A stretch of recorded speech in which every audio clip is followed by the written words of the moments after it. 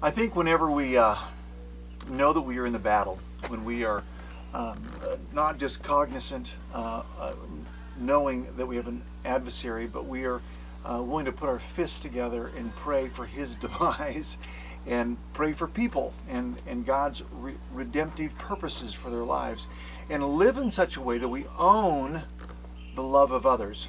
That's spiritual warfare.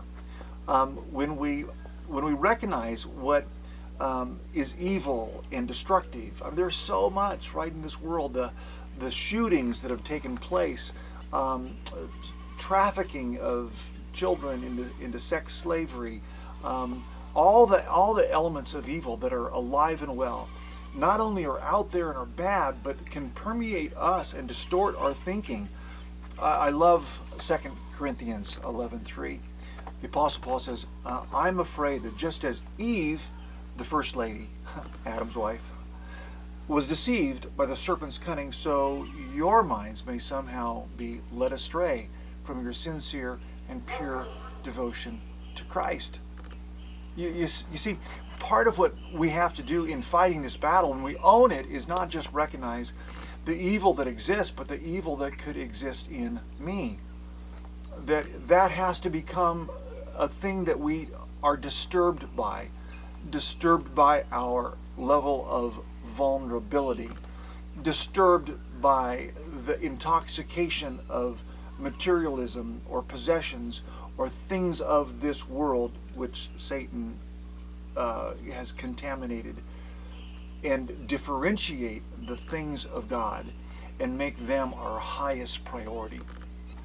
Beautiful little poem, prayer written by Sir Francis Drake in 1577, knighted by the King of England because he circumvented the globe. He was an explorer and chartographer, and he was amazing in his passion, his owning his role to be someone who apprehended new adventures and lands.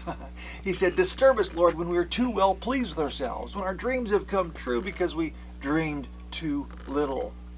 Disturb us, Lord, when with the abundance of things we possess, we have lost our thirst for the waters of life. Having fallen in love with life, we have ceased to dream of eternity.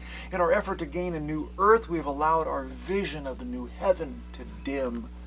Disturb us, Lord, to dare more boldly, to venture on wider seas where storms will show your mastery, and where losing sight of land we shall find the stars. We ask you to push back the horizons of our hopes and to push into the future with courage, hope, and love. And this we ask in the name of our captain, who is Jesus Christ. I love that little prayer because it's a prayer that calls me to own it. To own it.